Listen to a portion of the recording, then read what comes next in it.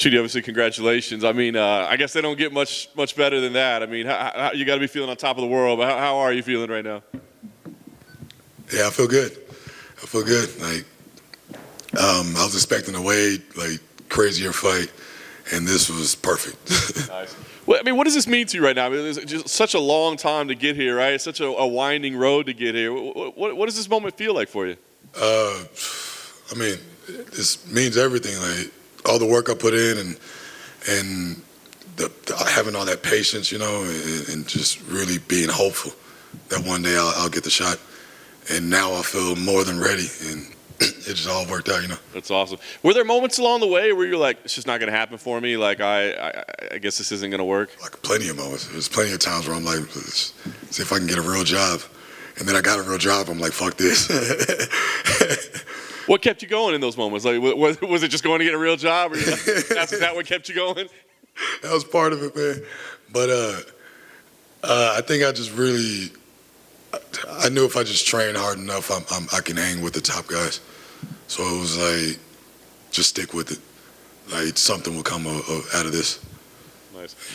Stepping in there tonight, I mean, obviously you're incredibly experienced, but were there nerves when we hear about the octagon jitters? Did this feel different at all? Nah, I mean, there was definitely nerves, but I get nerves for every fight, you know. It's nothing different.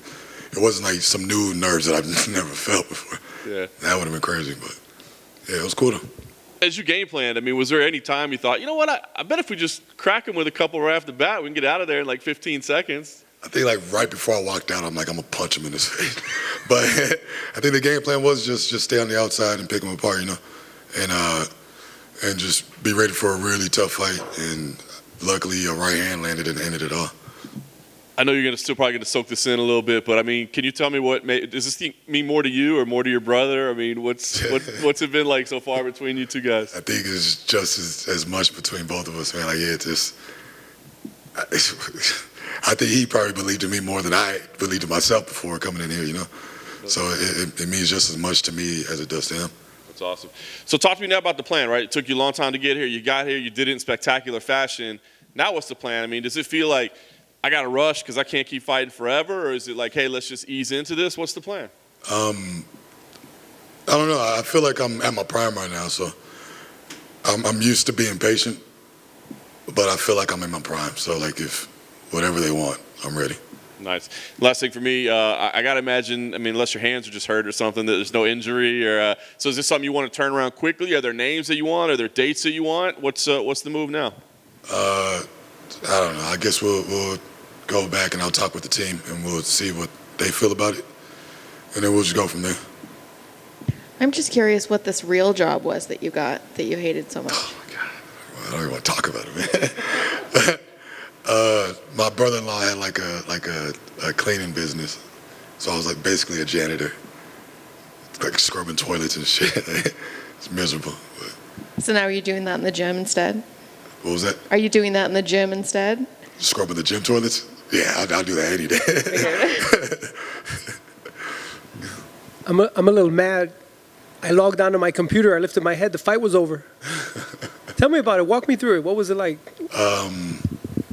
It was cool. I was really just trying to touch him up and just see where he was open at. And like the right hand just happened to land. And I saw him wobble, so I jumped on him. But I wasn't really expecting that, you know? Like I was just trying to go in there and just fill him out first round, you know? But this is 10 times better. Were you surprised how fast he went down? Yeah. Why? Because he's tough. And he doesn't normally go down that easy, you know? Like he can take shots, so I was extremely surprised. But I saw the opportunity. I was like, yeah, I can't let him get back up. He's a tough guy. So. Who would you want next if you could fight anybody? I don't have anybody in particular, but they throw like Adesanya at me. I'm down for that. but I mean, not him in particular, but it's just the belt. You know, like that's always the goal, is to be the one at the top and be the king. My last question: how did you get such good boxing? What was that? How did you get such good boxing skills? I grew up doing Muay Thai, but one kick, he helped me a lot on my hands, a whole lot of my hands.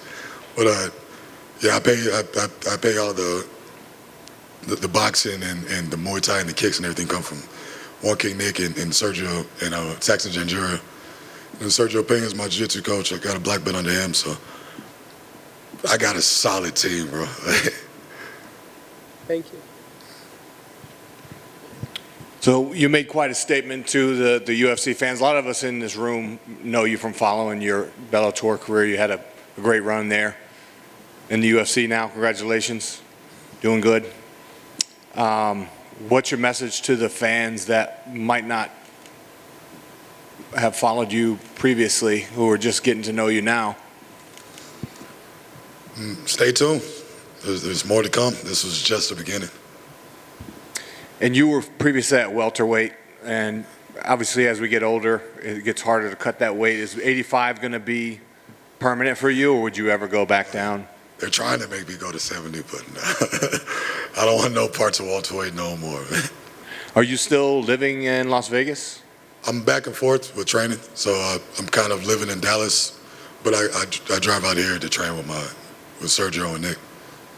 So how is it now that you're in the UFC and you've got the Performance Institute? It's a fantastic facility, and obviously here in the Apex is really convenient to be able to just come and fight in kind of your backyard. It helped a lot. Like a lot of people kept telling me, even Sergio kept telling me, like, you need to go to the Performance Institute. You need to go check them out, Chidi. They got a lot of stuff for you. And I would listen, but it was kind of like, oh, all right, one day I'll do it. But as soon as I did it, I realized this is where I need to be. And what gyms do you jump in locally? You still go to Extreme Couture when you're in town? Besides, I mean, the ones I'm just at Sergio Pena's and One Kick Nick's, One Kick Gym.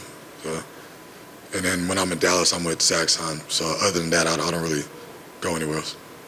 You still skateboard? Yeah, I mean, I want to, but I tried to ollie off a curb not too long ago, and this shit was terrifying, bro. Yeah, but every now I still got a board, but it's just kind of scary. Like, I don't want to get hurt. Yeah, especially with your career, man. You don't want to risk it. Yeah. All right, thanks, Chidi. Thank you. Good to go. All good. Thank you, sir.